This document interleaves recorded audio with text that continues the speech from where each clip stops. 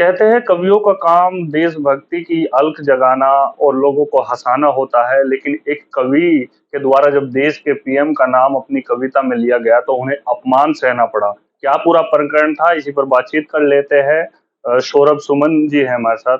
Sir, क्या पूरा प्रकरण हुआ कि अपमान सहना पड़ा? दालू हेड़ा मेरठ बागपत रोड पे मौजूद है। वहाँ पर स्कूल है मायोसिस मायोसिस इंटरनेशनल। तो वहाँ पर जो चेयरमैन है उनके पिताजी की स्मृति में कवि सम्मेलन था 18 तारीख को, अभी 18 अप्रैल को। उसका संयोजन संचालन दोनों मेरे पास थे, बहुत अच्छी टीम उसमें मौजूद थी। तो जिस समय मेरा क्रम आया कविता पाठ का, तो मैंने नेताजी सुभाष चंद्र बोस, जो मेरी प्रतिनिधि रचना है, मेरी प्रतिनिधि कविता है, वो मैंने वहाँ पर सुनाई। उसके बाद उसमें एक बीच में प्रकरण आता है कि जिस समय विभाजन हुआ था देश का, उसमें मैंने मैंने एक टिप्पणी की थी कि विभाजन के समय में कुछ एग्रीमेंट हुए थे, कुछ एक दस्तावेज़ों पर हस्ताक्षर किए गए थे, जब विभाजन हुआ या हम स्वतंत्र हुए। उस समय केवल कल्पना ये कीजिए कि माननीय नेहरू जी के स्थान पर कोई ऐसा शेर बैठा होता सिंहासन पर जैसा आज बैठा है, तो हमारा इतिहास कुछ और रहा होता। इतना सुनना था कि जो चेयरमैन साहब के साथी थे कुछ वहाँ पर, वो एकदम गुस्से में आ गए और बोले, मतलब नीचे से उन्होंने बोलना शुरू कर दिया कि ये तो हत्यारों के पक्ष की बात कर रहा है, ये तो लुटेरों के पक्ष की बात कर रहा है, भारतीय जनता पार्टी का एजेंडा लेकर के चल रहे हैं, यहाँ पर ये सब नहीं चलेगा, ये मोदी योगी यहाँ पे मत कीजिए, ये वो ब्ला-ब्ला। तो जो चेयरमैन थे वो उठ कर के आए, बोले जी आप ये लोग ऐसा-ऐसा कह रहे हैं, आप कुछ और सुना दीजिए। तो मुझे ऐसा महसूस हुआ कि अगर किसी विद्यालय में, वो भी उत्तर प्रदेश में, वो भी भारत में, ऐसा हो कि आप प्रधानमंत्री का नाम लें और वो भी मैंने नाम नहीं लिया, केवल ज़िक्र किया और उसके ऊपर इतना विवाद हो जाए, तो सौरभ सुमन तो वहाँ कविता नहीं पढ़ेगा।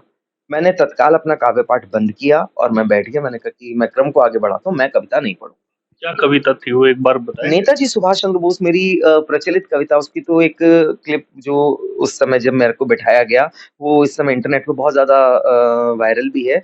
वो कविता के मैं कुछ सुना देता हूँ आपको कि घोर अंधियार है उजास माँगता है देश, घोर अंधियार है उजास माँगता है देश, छाया पतझार मधुमास माँगता है देश, कुर्बानियों का एहसास माँगता है देश, कुर्बानियों का एहसास माँगता है देश, एक बार फिर से सुभाष माँगता है देश, एक बार फिर। ये मेरी प्रतिनिधि रचना है और नेताजी सुभाष चंद्र बोस के ऊपर इस कविता ने जितना पूरे देश में, पूरे विश्व में मेरे को पहुँचाया है, मैं समझता हूँ कि शायद मेरी कलम से अब तक निकली हुई सर्वश्रेष्ठ मेरी कविता है। इसमें मेरे को घमंड है, इस कविता ने मुझे कवि लिखने का अधिकार दिया है।